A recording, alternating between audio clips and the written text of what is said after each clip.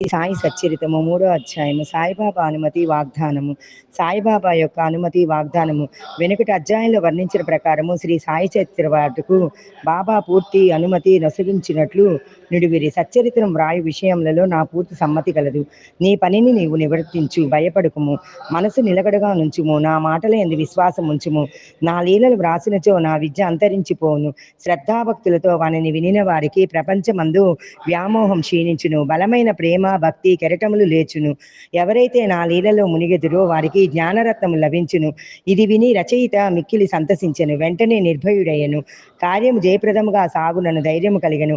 అటుపైని మాధవరావు దేశపాండే వైపు తిరిగి బాబా ఇట్లనెను,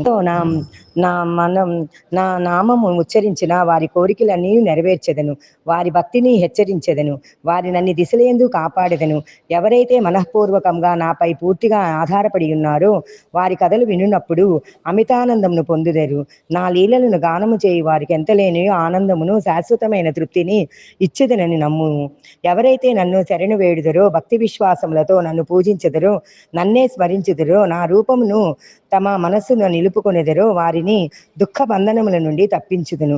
ప్రాపంచిక విషయములన్నిటినీ మరచి నామమునే జపించుచు, నా పూజనే సల్పుచు, నా లీలలను చరిత్రమును మననము చేయుచు ఎల్లప్పుడూ నన్ను జ్ఞప్తి ఎందుకొనుచున్నవారు ప్రపంచ విషయాలందు తగులుకొందురు. వారిని మరణము నుండి బయటకు లాగెదను. నా కథలు వినినచో సకల రోగములు నివారింపబడను. కావున భక్తి శ్రద్ధలతో నా కథలను వినుము, వానిని మనమున నిలుపుము. ఆనందమునకు తృప్తికి నిధియే మార్గము. నా భక్తుల యొక్క గర్వాహంకారములు నిష్క్రమించును.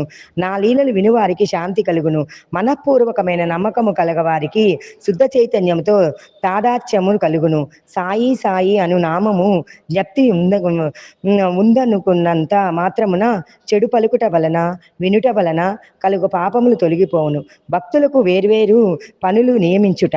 భగవంతుడు వేర్వేరు భక్తులను వేర్వేరు పనులకు నియమించును. కొందరు దేవాలయములు, మఠములు, తీర్థములలో, నది ఒడ్డున మెట్లు మొదలుగు నిర్మించుటకు నియమితులగుదురు. భగవంతుని లీలను పాడుటకు కొందరు నియుక్తులగుదురు. కొందరు తీర్థయాత్రలు పోవుదురు. సచ్చరిత రచన నాకు నియమింపబడినది. విషయ జ్ఞానము శూన్యమగుచుటచే నీ పని నా హరతలకు మంచినది అయినచో ఇంత కఠినమైన పని నేనెందుకు ఆమోదించవలెను? సాయిబాబా జీవిత చరిత్రను వర్ణించగల వారెవ్వరు? సాయి యొక్క కరుణయే ఇంత కఠిన కార్యమును నెరవేర్చు శక్తిని నాకు ప్రసాదించినది. నేను చేత కలము పట్టుకొనగానే సాయిబాబా నా అహంకారమును పరిహరించి వారి కథలను వారే వ్రాసుకొనిరి. కనుక ఈ గ్రంథము రచించిన గౌరవము సాయిబాబాకే చెందును గాని నాకు కాదు. బ్రాహ్మణుడైన పుట్టినప్పటి నుండి శృతి స్మృతి అను రెండు కళ్ళు లేకుండుటచే సాయి సచ్చరితను నేను వ్రాయలేకుంటిని. కానీ భగవంతుడు